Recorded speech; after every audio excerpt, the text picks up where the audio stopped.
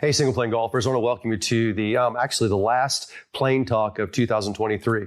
And again, I'm like normal, and it's like I love to start the programs this way, but I want to thank you guys for being part of Graves Golf and being part of getting better with the single plane and so on. And honestly, this is kind of a year in review. This plane talk today, and I'm going to talk about that as we go through it, and we'll talk some different topics as we go through tonight. But before we get into that, again, I want to thank you for being part of single plane and being part of Graves Golf. 2023 has been pretty exciting for us. We've had a lot of going on in 2023. We've had a lot of stuff that occurred to us in 2023. From things like really starting to get into building our new center here in Oklahoma City, to things like, in the number of schools we've had, the number of memberships we've had, the new employees coming on to everything we've been doing. It's been a crazy year. It's been a lot of fun for us. And I'm going to kind of go over a little bit of that tonight. And then I want to go over, and the other thing I'm going to cover tonight is some common things or some common themes that we saw this year that I call like a faults and fixes. But it's not really. I mean, it's kind of common themes that we see, it seems like all the time, but I'm going to talk about that. We'll go through that tonight also. But before we get into any of that, I want to, first of all, hope you guys had a Merry Christmas. I know this is slightly after the Christmas, and I want to wish you guys a Happy New Year, because that's going to be, coming up here in a couple days. But I hope you guys are enjoying us, it's kind of an off time of year. A lot of you guys are probably not watching this live, you're probably watching the recorded version of this, which I understand. A lot of you guys travel this time of year. It's interesting because, really, the middle of December to about the middle of January is really kind of the slowest time for golf. It's a time that we can kind of sit back and we can kind of assess what's going on in the previous year and then kind of assess what we're going to get going on for the new year. It's pretty exciting for us. So it's a real fun time for us. I say it's a relaxing time for us. We always stay busy at Graves Golf. We always do, trying to help you guys out. And so, but it's a nice time. It's a little bit different time of year for us. Next thing I want to talk about, and I'm very proud of this, is and I actually have it here. I'm being afraid I'm going to drop this. I kind of have this hidden in a box, but we at Graves Golf were awarded Callaway Fitter of the Year. We're in the Southwest region, but we were awarded Callaway Fitter of the Year. A big time honor for us, and it was a big deal when we got this. And I want to first of all thank Callaway for this, and I want to congratulate my staff that had a large play in this. But this was a big award for us. And, anything that we win or that we get like this, we always try to somehow turn it in to help you guys, okay? And we do. I mean, that's what we're in this business for. I mean, we're in this business to help you guys and make this game easier for you guys. And this award is going to open up a lot more doors for us that we're going to help you guys. And I'm going to give you some examples of that. And we were invited, partly because of this award, but and what we've done with Callaway the past few years, or actually quite a few years. We were invited actually out 2 weeks ago to Callaway's ECPC. It's a Elite Callaway Performance Center in Carlsbad, California. And we were invited out there to do it's the top 10, I think it was actually top 9 or 10 accounts or fitters with Callaway were invited out for a special deal. And we were invited out, and I've actually got some slides of this. And we were presented and shown, we actually got the award, and we were actually presented and shown the new product for 2023. I'm talking everything from balls to gloves to bags to obviously drivers, fairwoods, hybrids, irons, the whole jazz. Now, we can't release or show you any of that product until I think it's the second week of January. There's a very specific date on this, but we're putting you through some slides that my staff took. It was a great experience. But as we sat out there with them, I was able to also set up situations or things that we're going to be able to give you guys in the future. And I'm going to explain that for a second. For example, there's times at Callaway that they will have overruns and things. It may be, gloves, it may be balls, it may be whatever. and they'll contact their major accounts and say, okay, you got 2 days to sell this at this price. And it's pretty crazy pricing. I mean, it's like getting golf balls at cost. It's like getting, getting golf gloves at cost. It's like getting, wedges at, like sometimes, like almost half price, things like that. I mean, okay. And they've always done this for the big box stores. So accounts like us or your golf courses like that, you never see it. They never see it. Because of our size now, because of becoming Fitter of the Year, Callaway has set this up also for us. Okay. So I'm able to do this for members, and you guys will start seeing this in 2024. It may seem, you probably understand, I'm probably sounding very confusing right now, but in 2024, I'm going to be able to make this and I'll be able to increase these announcements to you guys, and it's going to be for members. So for Single Plan Academy members, so regular members, Single Plan Anywhere members, elite members, VIP members, you're going to start seeing some things from us that will have specials through Callaway, through OGO, through Odyssey, through different things. You'll see specials that you haven't seen before because of the opportunity we have now being the Fitter of the Year, and also what Callaway's opened up for us, okay? So I want to, again, congratulate my staff. I want to thank you guys for supporting us out there. And we just had a blast out of Callaway. Now, the last slide on here, and I'm going to bring this one back up here. As you went through those slides, as I think you guys saw those we were talking, you saw even the original Big Bertha driver, which made Callaway famous. You saw the center itself. And then this last slide here, this is actually Johnny Wonder, okay? This is Johnny Wonder. And Johnny Wonder is actually, he is a social influencer that works for Callaway. A lot of you guys may know him. If you go online and see Johnny Wonder, you'll know all about him. He's got more followers in golf. I think he's the top 10 followers in golf, in golf. And one of the parts we went to Callaway, is we got to spend some time with Johnny Wonder, okay? And it was called the Tour Story section. And as we were talking to Johnny Wonder, we basically went in there and we filmed it, and you guys will see it. I'll post this here in a couple weeks. But Johnny was basically talking about when John Rahm was out there a couple days previous, and he had gone through his fitting out there, and basically what it came down to was he was saying how John basically he's been fit the same for the past, 10 years, but every time the new product comes out, they do the testing of how much longer it is for him and et cetera. And it was pretty amazing. And you guys, again, you'll hear this in a couple weeks. I'll be able to release it. But when I got done talking to Johnny, he saw my hat, and then I started talking to him. I said, do you know anything about Mo Norman? And Johnny's like, of course, yeah, I do. And I said, well, do you have any Mo Norman? And he goes, I want to tell you a Mo Norman story.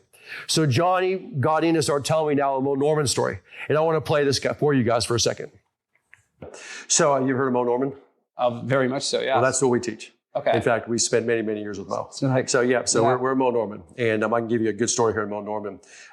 When Mo Norman signed with Titleist, at that time, Wally Uline, I was there at the time. This was in 1996, and he signed with Titleist. Mo asked. That's when he was doing all his clinics. Yeah, that was me. That was my brother. And we were actually with him. And Mo looked at Wally Uline and he said, "What do you want from me?" And Wally said, "Nothing, Mo. You've already done it for me. You've worn a FootJoy hat and so on your whole life." Okay. Well, come hindsight came in, Wally gave Mo a call and said, "I'd love you to come to our fitting center in Canada, and I want you to get some numbers." And at that time, they had, now it's called TrackMan, but at that time, back then it was just a radar. That's exactly what it was. It was this massive computer in the room that had all these different things they could pick up. And we were there, we went and met with them. And we brought Mo down to the basement where this was at, and there was a lady running the system. And she got up there, and there was a big screen on the side, and the numbers would pop up. And the only thing it registered was backspin, right to left spin, and left to right spin. So, okay. Yeah, so it got access and it got backspin. Right. Yeah. So you got access and backspin. Yeah. And Mo got up there, and now we're upstairs meeting, and Mo's down in the basement with this lady who runs the machine, and he hits the first ball. And it says 0, 2400, 0. And then he does it again, and it says 0, 2600, 0. Wow. And he does it again, and it says 0, 2700, 0. He came in and he hit 20 golf balls with 0 spin on both sides. That's incredible. 0 on both sides. Yeah. And we've got it recorded. Oh, wow. And now this lady who's down in the basement is freaking out because the CEO of Titleist is coming down. He never comes in there and the machine's not working. She thinks it's not working. Right. So he comes downstairs, and now we've been recording numbers for a half hour with Mo, and he's doing it, and there's coming up zeros on both sides, straight up zeros. And She looks at Mr. Uline and says, I'm sorry, but I don't think the machine's working today. We want to get these numbers off this jump. And he goes, well, why is that? And he says, because I can't pick up side spin on this machine. And Mr. Uline looked at this lady and said, no, I want you to meet Mo Norman, truly the only golfer in history that hits no side spin on a golf ball. And that goes in line with this. So my favorite Mo Norman story is the one with him at Augusta National when he was young and he played in it for the first time, and he went off on the first tee and it was foggy and there was dew on the ground and he hit 3 balls off the first tee and they were walking down the fairway, and whoever he was playing with, I think, was telling the story, and he was like, he thought he might have missed the other 2 because we only saw 1 ball. And they walk up to the balls and they were touching each other right in line, which to me is the most just insane. That's true. We saw it. We spent many, many years with Mo. Yeah, and the dew line was right down the middle. Right down the middle. Wild. So, but anyway, but no, because we used to do, I spent a lot of time when Mo would do his fittings and stuff towards the end of Mo's life, and when he actually would start building clubs for him. It was really fascinating because with Mo, it didn't matter. Right. He wasn't working on these different, it was just dead straight. He could basically pick up anything. Right. Now, we had to get the line angle right in the club. We wanted to try to get the right length, but Mo would take his clubs when he was younger and he was growing up and he'd either choke up to what fit him, or he'd go bend him himself. Exactly. He'd figure it out and work it out for him. Right. Saying doing that. But the technology from that till now. But the interesting part of that is it's still a golf swing. It's still a golf swing, and the laws of performance still apply. That's right. Proper spin, proper launch, proper contact.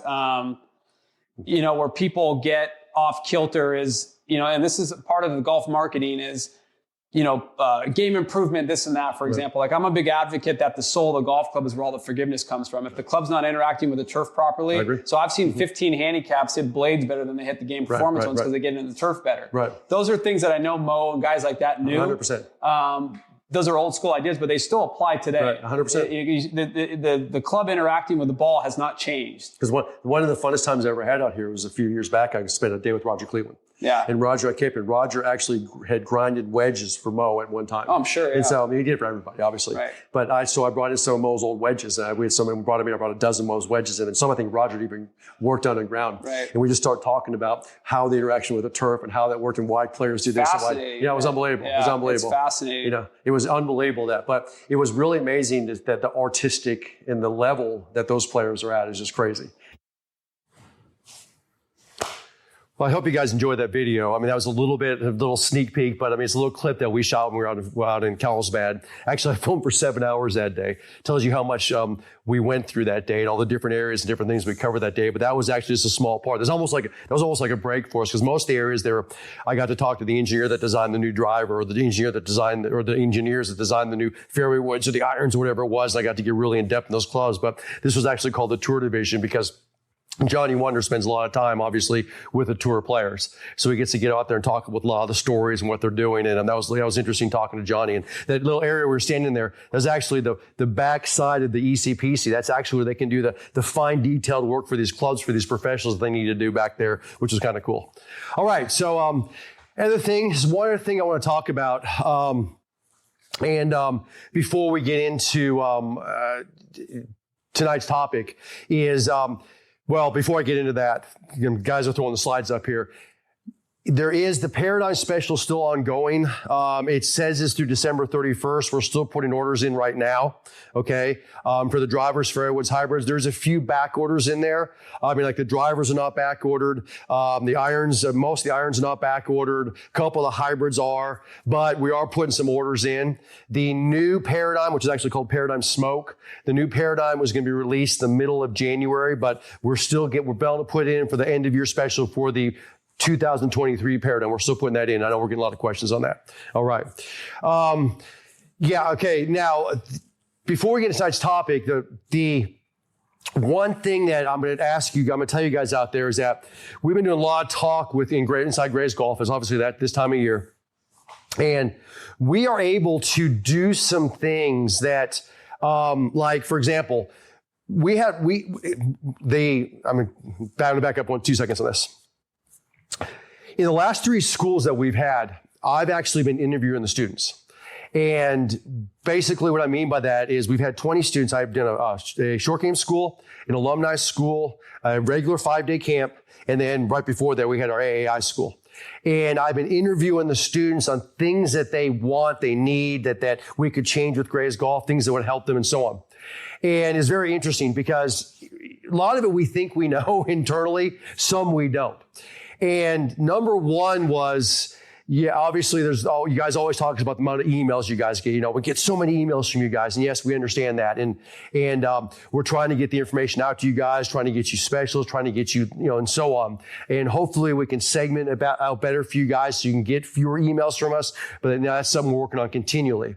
But part of the issue we have is the fact that we do have things that occur in here like last minute openings. In fact, I'll give you an example of this. We had a school in Phoenix that I think it was like 2 or 3 schools ago that very last minute, we had 4 people that canceled the school. It was one family that could make it last minute.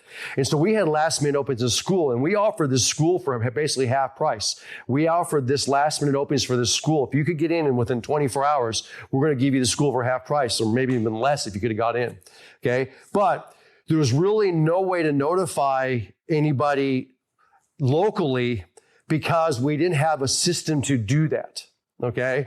And so we're going to start setting up some systems in Graves Golf that give us more of a community type action. And you guys will see what we're talking about here shortly through our single plane community, where we can actually do things that are more community based, that are more locally based to help you guys out. And we're going to start doing that in 2024. And the first thing we're going to do is we're going to try to clean up a lot of like our emails, our database, and so on. So better ways to contact you guys.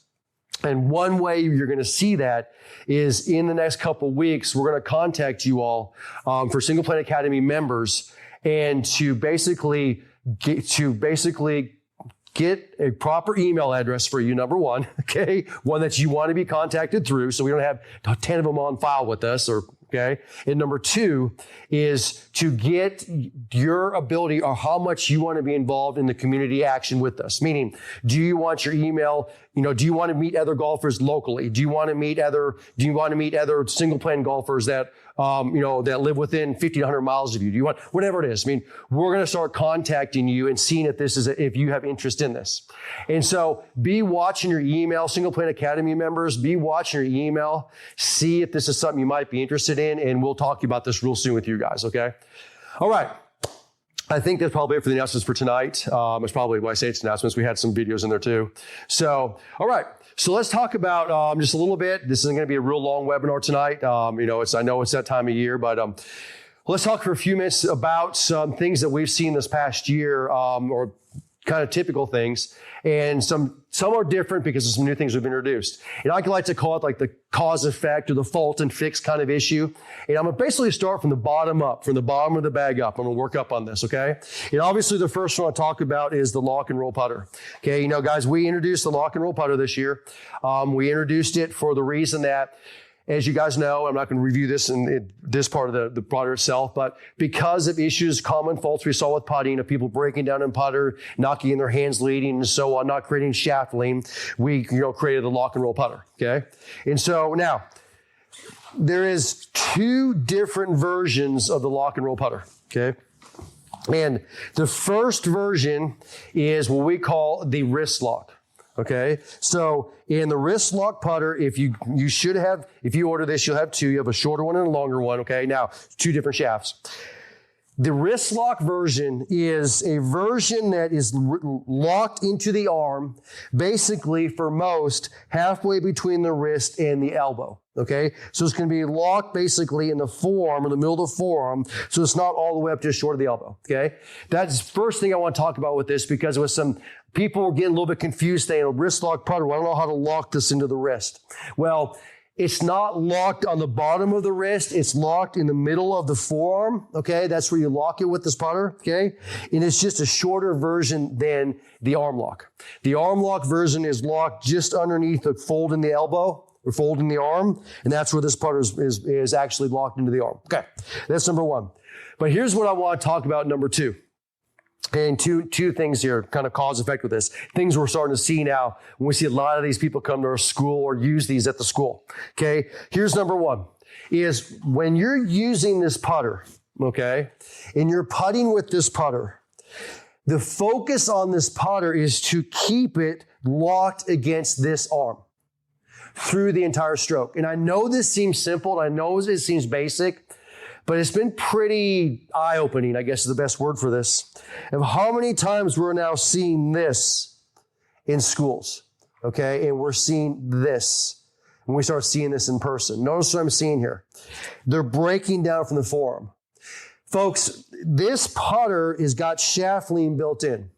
As you take a stroke, that shaft lean is maintained through the stroke and down the line, okay? That is what we're going to do with this putter. The only way that is done and done properly is if you keep it locked into that arm. What we don't want to do is we don't want to see this. You can still flip this putter, trust me. You can still flip it. You should be harder to flip because our focus is to keep it locked against that arm. In fact, it wouldn't hurt at all if you sat here and just kept it locked in the arm. Now focus on this pressure. Say, okay, I'm going to keep it in that arm, and then take a stroke, focusing on that pressure in that arm. Okay? In other words, you don't want to lose that pressure or lose that angle or lose that basically touch against the arm. So that's number one, okay? So I know that seems simple, but it's pretty impressive how many students we're seeing at the school who are watching putt with this, and they're doing this when they putt. Okay. And remember, if you break down, number one, you're losing shaft lean. Even in a putter that's got shaft lean built into it, you're losing shaft lean. But the biggest thing is you're creating excess loft in the putter head, and you're going to close up the putter through the stroke. Okay. So that's why you pull putts and hit poor speed on the putt. So keep that locked against the arm, keep it through the stroke, keep it locked against the arm the entire time. Okay. That's number one. Here's number two, is for the arm lock version. Now, when you guys look at this, let's say you know the difference. Number one is the length of the shaft, but number two is this. If you look at the back of the little hosel that locks on the putter, the wrist lock version will have a 6.5 degrees, okay, on it. It'll say 6.5. The arm lock has a 13 on it, so you can say 13 on there, okay? So that 13 means 13 degrees of shaft lean. So there's twice as much shaft lean in the longer version of the arm lock version of the putter. Okay, with that being said, it is absolutely necessary that if you choose to use the arm lock version of the putter, that you dramatically relax this lead arm. We have got to relax this lead arm and dramatically relax it, okay? And yes, we talked about this a lot, but it's a fault and now a fix we're seeing a lot of. Because what happens is, as we get up over a putt, okay, and we don't relax this arm and we get it too tight, it creates excess loft in the putter. So right now, if I sit the putter down flat, set the box of the putter flat on the ground, I push my hands forward like I'm supposed to, okay? Notice the lean on this. Now I relax my arm into this setup. So now I'll go right hand low. I relax my arm into this setup. Okay, notice this arm is very dramatically relaxed. This keeps that leading edge of the putter down, and it keeps that front edge basically flat. If I take this arm now and I get it too tight, it lifts up that putter head. And I'm going to have Mason here kind of zoom in on this putter head so we can see this. Okay, notice, this is what it looks like, and I can even set this ball down here, but this is what it looks like here with a relaxed arm. Okay, and you can see the leading edge of that putter is perfectly square. It's perfect. All right. Now, as I tighten it up, notice it lifts up that leading edge. Well, if it lifts up that leading edge, it's creating too much loft on the putter. And what will happen when you get too much loft in the putter is the ball will bounce off the putter head. Okay, so if you're using the arm lock version, number one is work dramatically, work on relaxing that lead arm to keep that leading edge, keep it down, and keep zero loft on the putter. If you're out practicing, you won't see as much on the next caliber because it's so fast, but you'll see it on the green. You might even see it inside. If you're practicing putting and you're using the arm lock version and that ball's bouncing off the face, or you watch it bounce or skip, chances are you're getting that lead arm too tight. You're getting it too tight in the back swing. You've got to keep it very relaxed through the stroke. Notice, With the wrist lock version, the shorter version, I can set up over this. I can get a very tight leading arm. I can get almost straight. The leading edge is down. It's flat. It's great. Okay. I can relax or get straight. I'm perfect. Okay. And so, yeah, it's a great view right there. So, yeah, it's right there. Even if I'm going to go as tight as I can, it's still, I tightened it up and it still stayed straight. Okay. That's because it's only got 6.5 degrees of shaft lean on it. Okay. Now, the arm lock is 13. And so I get in that same position. Notice I've got to lean it much more forward, which means I now have to relax that lead arm more. Okay. Which now means that I have to now keep that relaxed through the stroke. Because if it gets tight, notice how it lifts. See how that loft just increased? When I tighten up that arm, that loft just increased. Okay. And with that loft increase, that's too much loft. And when you hit that, the ball's going to bounce off the putter head. Okay. And it's going to be hard to keep it on the ground. And you're going to have a difficulty controlling speed in line with that putter head with that loft being added. Okay. So that's the two things that I really want to talk about, the kind of the say, cause, effect, default, and fixture scene with that arm lock. Guys, new things. We just released the arm lock this year. It's been extremely popular. We've sold thousands of those putters. Our next wave is going out here in a couple weeks. We're just getting it in now. We're starting to ship it out. We do have some of those still available. So if you guys are interested in one of those arm lock or those lock and roll putters, I would definitely suggest getting it because the second wave will sell. We're going to start now releasing out to different golf courses. We've had a lot of professionals who have contacted us and they want to stock it in their shops. So we're going to start putting it out in the shops. We gave you guys the opportunity first. A lot of you guys, thousands of you guys purchased it. I know you guys are enjoying it, but we're going to start putting it out in shops now. So you'll start seeing them out in the shops. All right.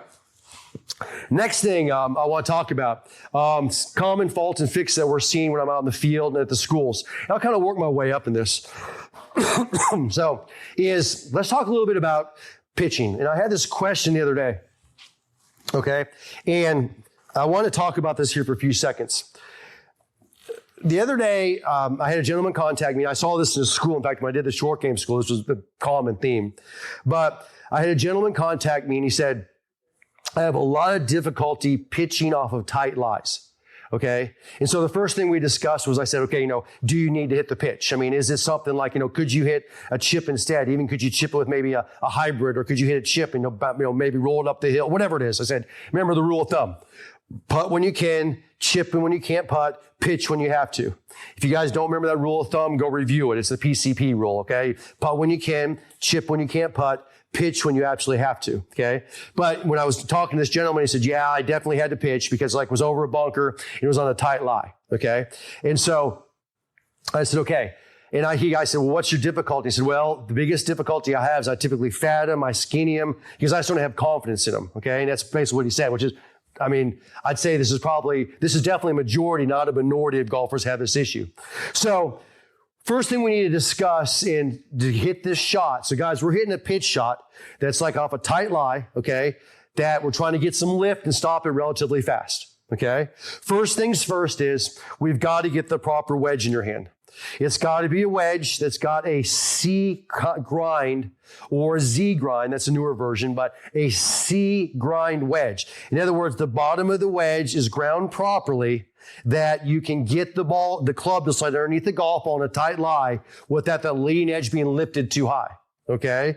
So we got to get the proper grind wedge. If you don't understand that, you can go on my website. I got a bunch of videos about it on there. You can email me at timg@gravesgolf.com. I'll talk to you personally about it, or I'll send you to those videos. No problem with that at all. Okay. But number one, we got to get the proper grind on the wedge. Okay. Number two is when we set up over this shot, okay, we are going to take this ball and it's going to go slightly middle to slightly forward to the stance. Okay. And I'm going to show you that here because as we start hitting a pitch shot, this is the middle of the stance. This is the short game ABT, the short game board. We start moving the ball slightly forward in the stance to create additional lift. Okay. All the way up to a lob shot. So we're starting to push that forward. So number two, I want you to never forget about this or to think about is ball position. Because the second most common error other than the wedge itself in not being able to perform the shot is improper ball position. Golfers will have the ball too far back. It's pretty shocking how many times I will watch in a short game school or normal school, and we'll be in the pitching session of the school, and we'll first start in our students will have the ball basically in a chipping position or just slightly forward of that, and they'll be trying to get it up from there. Okay? Well, here's what happens. If you don't have good ball position, if it's not in the middle of your stance or slightly forward, when that ball is too far back, you'll hit a few shots too low, and what'll happen is you'll start trying to flip it to create excess loft. Okay? So, because guys, when you're hitting down in the ball and the ball's in the back, you're de-lofting the club. I mean, it makes sense. Well, all of a sudden you start flipping it to try to create an excess loft, to create excess loft, to create height in the shot. Well, the problem is when you flip the club, that leading edge of the club is now going up. If that leading edge of the club is going up, you're going to catch the equator of the ball or above it, or you're going to hit behind it and you're going to fat it or you're going to thin it. Okay? So number one biggest issue with ball position is that we tend to try to flip or cast it to try to create excess loft. Okay? So that number two is we've got to have good ball position. Now, here's number three. Is when you set up over this pitch, okay, we're going to fold in the backswing, fold in the through swing. So we're going to fold up in the backswing, fold through in the through swing, but we're going to maintain our balance of our feet and basically maintain our weight. And I'm going to explain what I mean by that. Too many times when we start moving that ball middle to forward in the stance, the natural occurrence is to start sliding forward to get there. Okay? To start sliding forward to get there. Well, here's the problem. And I want you guys to picture this, envision this at home. Envision my shoulders here. You can see them at home. So envision my shoulders where my shoulders are here. Okay? As I sit up, look where my shoulders are. Now, when I make impact, notice how my shoulders have basically stayed in that same position. In other words, yes, the trail shoulder dropped, but what you didn't see was my shoulders slide forward. You didn't see my head and my body slide forward, okay? Because what happens when we start moving that ball middle to forward in the stance, it becomes a natural move to slide forward to try to get to it. Well, the second you do that, you shift your shoulder plane. You shift that shoulder plane, which in essence, theoretically, shifts the ball position back. I'm going to explain that. The ball's forward, okay? I make impact. I've got great loft on it. I keep my head still. I keep my lower body. I'm moving my lower body, but I'm not sliding forward through the shot. Now I can hit the shot very effectively, hit a nice high shot. Okay. Now, I get over that same shot, okay? And I've got the ball slightly forward in my stance and trying to create some nice lift on it. But as I go to attack the ball, I slide forward to impact. So I go down. It doesn't feel natural to me. It feels like the ball's a little bit forward. I'm not used to it. I slide forward. So I shift my shoulder plane forward. So if I feel myself, watch it in the mirror or whatever it is, I see the head of my body slide forward. I see my shoulders slide forward. And all of a sudden, as I slide forward, the effective ball position went back. Okay? So it's exactly the same thing as having that back ball position because I slid ahead of it. Now as I slide ahead of it, the angle of impact is increased, but more importantly, you're de-lofting the club because we're sliding forward, so we're not going to get the high flight we want. That's number one. Number two is, as you slide forward, we tend to now lead with the heel of the club. Okay? And when we lead with the heel of the club, okay, it tends to lead into a shank or a potential pull. Okay? So you got to be very careful with that. So the third thing I want to talk about, this is the fault and the fix or the cause effect on this, is when you hit pitch shots, make sure that you start with that ball middle to forward. That's critical. Make sure you have the right wedge. You got to have a C-grind wedge on there to hit a good pitch shot. But as that ball starts going forward, we're basically going to keep this weight even on the feet and hit through the shot. In fact, there's a drill you can do. And I like the drill, and I've shown the drill in some of my master classes in my work before. Set up over a pitch shot, take your lead foot, lift the heel off the ground. Notice I've got the heel lifted off the ground. Okay? Lift the heel just a little bit, maybe an inch, maybe a little bit less. Now, hit the pitch shot, keeping the heel off the ground. Okay? Keep the heel off the ground. So just hit the pitch shot nice and soft, keeping the heel off the ground. Okay? And the reason I'm doing this is because keeping that heel off the ground helps me from sliding my weight too fast through the shot. Okay. Yes, the weight will go through through slightly because your arms are swinging through, but I don't want you to get ahead of the shot, get the shoulder sliding forward, because that shoulder plane moving forward, getting ahead of the shot makes basically the effective ball position move back, which can cause a lot of issues in the pitch. Okay. So get the ball position forward and work on keeping that weight even, work on the arms fold through the shot and make your pitch a lot easier, a lot better. All right. I bring that up because, again, I had that question, that call from a student, and also I just got back from a short game school about a month ago. That was a very common theme we were seeing, is guys and gals going thinking they're just sliding into the shot and getting ahead of it, and there's just no way. All right. Next, we get this question all the time, and I just want to talk about it a little bit. We get this question continually. It's about distance to the golf ball, okay? And I want to bring this up here for a couple minutes. And first things first, guys, if you want a chart, we have a chart online for this. Distance to a golf ball from your toe line to the golf ball, okay? And I can set it up for you guys here. Is 26 inches with a 6-iron, 36 inches with a driver, and then everything in between. So like a 7-iron is 25 inches, a 8-iron is 24, and so on, okay, guys? So you can look at the chart, okay? Now, I want to bring a couple things here up. Number one is, and I should just take it out and measure it if you want to check it. Number one is, those that typically ask me about distance or have distance issues with the golf balls, invariably, they don't have properly fit clubs or they haven't fit their clubs, okay, for the single plane swing. And I'll tell you what I mean by that. Because once you get a properly fit club, let me set this up for you guys. Once you get a properly fit club, when you set up over a shot, okay, and right now I have a 7-iron in my hand, okay, and this fits me. So all I have to do with this 7-iron right now is set it flat on the ground. Notice, I'm setting it flat on the ground. So the heel, notice, if I put the heel on the ground, it wouldn't even stay square, okay? And then obviously the toe's not going on the ground. So I set this club flat in the ground and I'm square to the target, okay? So it's flat right now. When I set this flat on the ground, it's creating an angle in that shaft. That's obviously done by the lie angle. If that lie angle is proper, set for you, for your height and your wrist to floor measurement, now you should be able to just step right into this and be the proper distance and set up for that shot, okay? And I want you guys to understand this, because what happens is, let's say I have, and this is what typically happens, I have a club that is too upright, okay? And I have one right here. So this club right here is too upright. So right now, I'm going to set up on this club, and I'm going to get it set up flat on the ground, okay?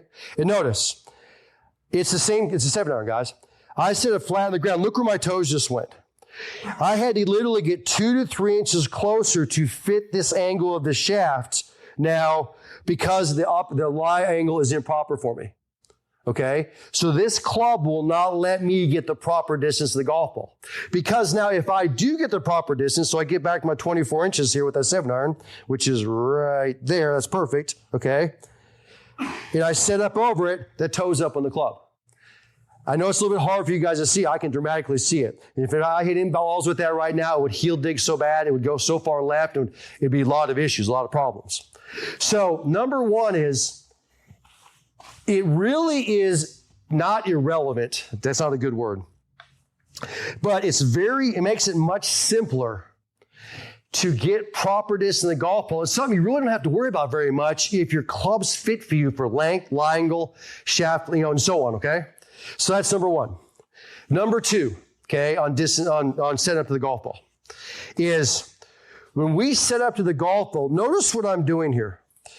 I set up to the golf ball, I'm reaching for the golf ball, number one, but as I reach, my body, my trail arm is relaxed, okay? And I want to really stress this for a second. It is dramatically relaxed. Yes, the lead arm is tight, it is straight. You can call it the rod. You can call it, a lot of people call it the rod and the claw, whatever, mode it. But This lead arm is straight. It's much tighter. But notice as I reach out, this trail arm is very relaxed. In fact, I would say, I'm not going to say it has a lot of bend in it, but it has a slight bend in it. It is not straight and tight. This is no doubt about it. When we start talking distance to the golf ball and people first start setting up into the single plane, this is a massive mistake they make. Another cause effect. They get up and they get the trail arm way too tight. When that trail arm's too tight, now when they take it back, it's an improper folding or an improper turn to position 1, and they will never hit position 2 properly, okay? Or they tend to miss position 2. So when you set up in that distance to the ball, you have a properly fit club. You set up over the ball. You get in a good position. You reach out to the ball. And at first, it will feel like you're reaching out to it. And that's good. That's what we want. We create all this distance so we can get on the single plane. But this trail arm has to be relaxed. It has to be relaxed so when you go to position 1, there is a bend, there is a fold, there is a relaxation in this trail arm that allows you to keep that club on plane, okay? And I want to bring that up for a little bit there, and I want to bring it up pretty dramatically because there's no doubt it's a common fault and fix we see, but it's something that's put together. And I'll tell you what I mean by that. Think about right now if I took this club and it was too upright for me. So all of a sudden I sit up over this and I'm lifted up too high on this to try to get this flat in the ground. It's not easy anymore to relax that trail arm. It's too high. I'm lifted too, and I'm in number 1 and number 2, I'm too close to the golf ball. So I don't have any room to clear the body with the arms, okay? So now I get the right distance away, but now as I reach and I'm first starting single plane, I tend to get too tight in that trail arm. Well, now when I go to position 1, I've got no fin, no bolt, no bend, no fold in that trail arm. So now I go to position 1. I'm kind of lost on how to get to position 2. Whereas if I go to now, I got something that fits me properly. Okay. And I set up over this. It fits me properly. I go to position 1. Notice this arm's relaxed. As it's relaxed, now I can very easily cock and hinge and continue folding that trail arm into position 2. Okay. So, moral of the story, gist of the story there is please, please, please let us help you make sure your clubs fit you. I know most of you guys have had them fit. Whether you got it from us, you got your clubs fit, that's great. They've got to be fit for you, this model, okay? That's number 1. Number 2 is when you are getting the proper distance, you have the proper lying. Well, now when you get up over it and you're reaching out for it, make sure that trail side is relaxed, please. I'll bet the last school I was at, and this was the last, I was walking down the line.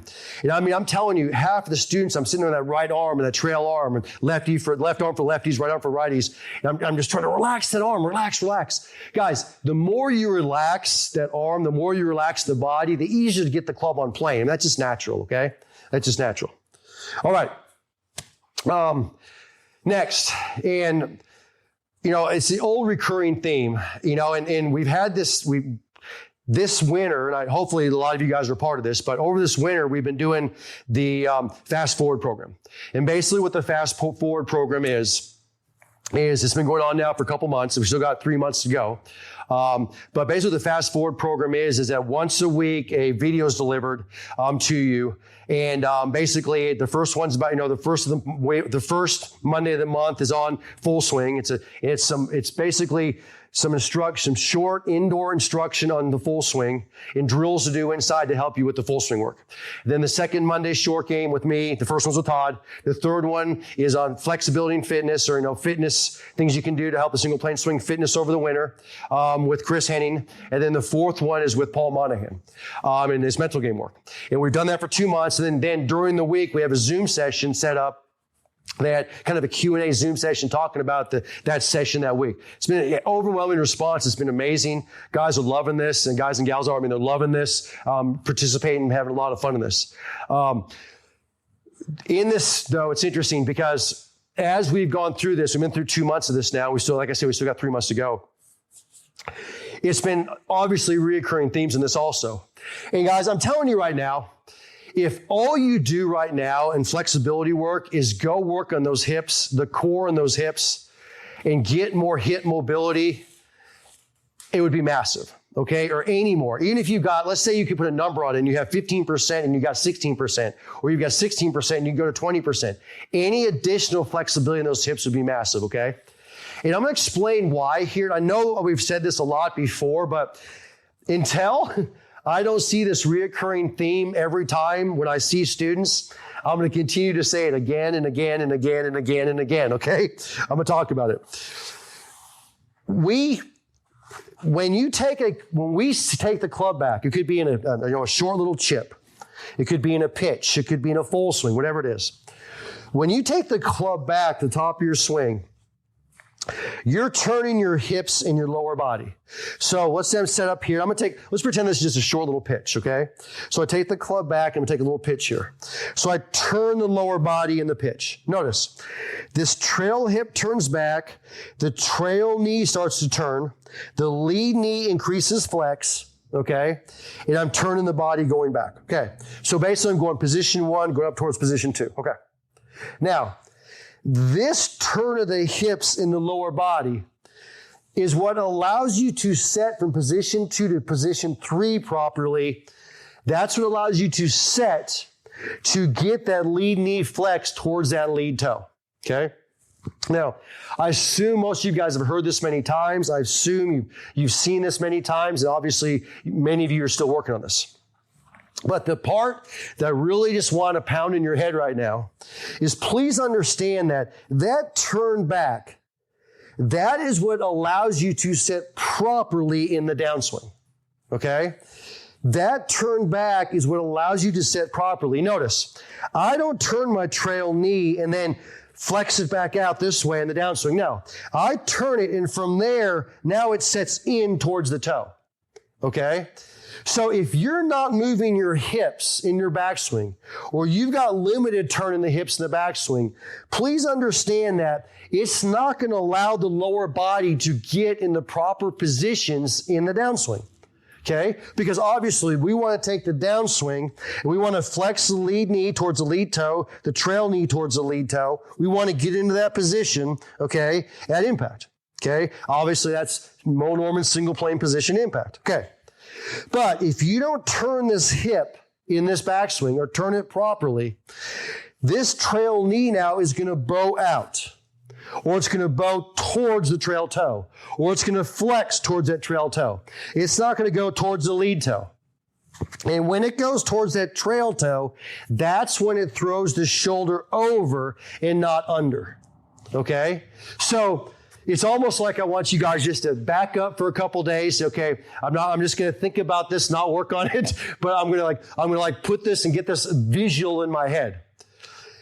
The way to get the shoulder to drop under is to get this knee to flex or bow towards that lead toe. That's the only way. And that's what we're trying to work on, obviously.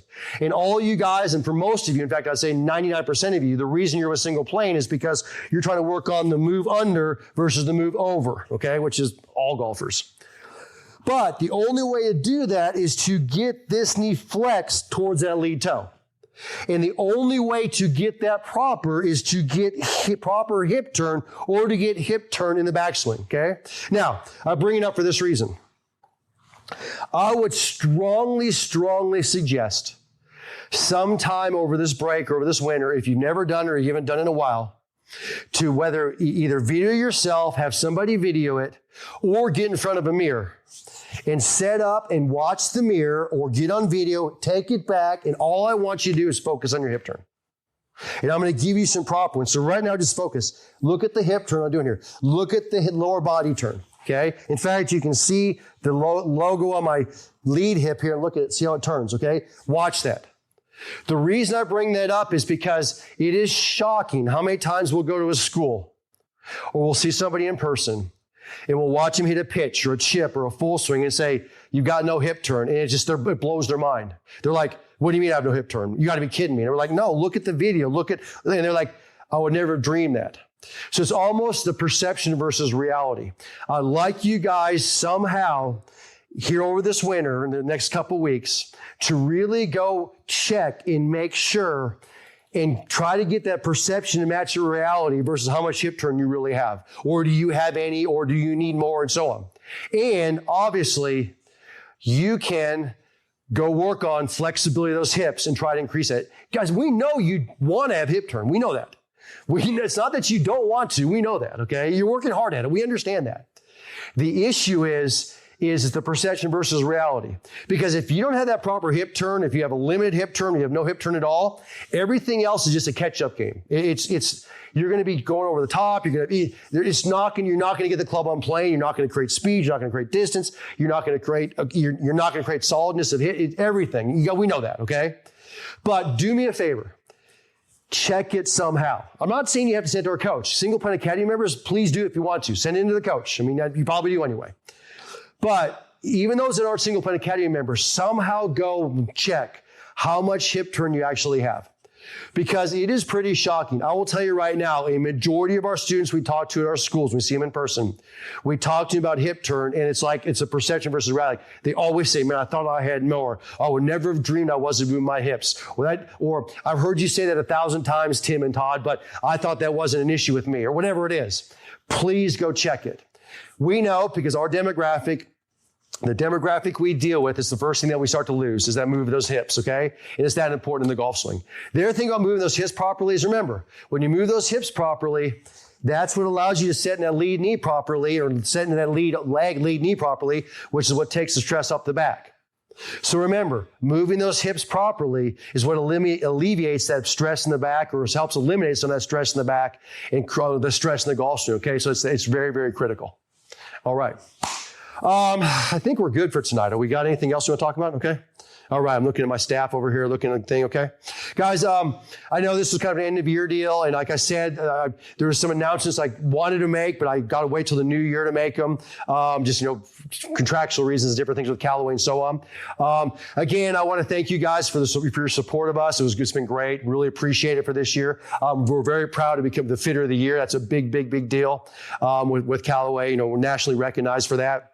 But it's going to really open up some doors for us to be able to do things with you guys even more.